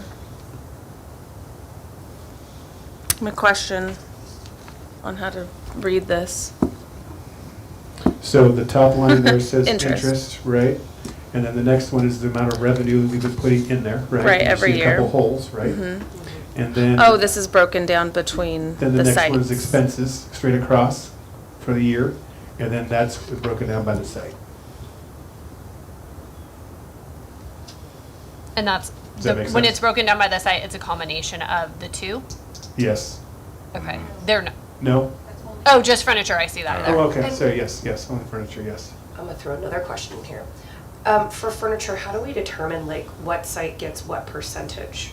Like, It's a good question. I don't know how that's been determined. because I mean, I know through school, like, school site councils and whatnot, that they're able to obviously evaluate their needs and then therefore obviously appeal to the district as it fits their LCAP, or sorry, their SIPSA goals, and whatnot, and then teacher motions and stuff like that. So I That was needs just to kind be of curious. tightened up for sure. I think Okay. the way it was done in the past is each grade level got one classroom and they were kind of like the tester of that. And so then some grades, if I remember, and then some grades were like, oh, I don't like this one, and then the different grade level might switch with some of them. It would just, From what I remember, how we originally did it. it would just be great to see a little bit more equity whenever it comes to the different school sites, because, I mean, we've got. There like, was one grade per, yeah, so it was like one kinder, one first grade, one second grade, one third, fourth, fifth, sixth, and up. Yeah, but I if you guess think I'd like to about see it how that though, breaks I down a mean, little for bit more. example, on our technology, I mean, just for new Chromebooks every year, it's like 40-something thousand.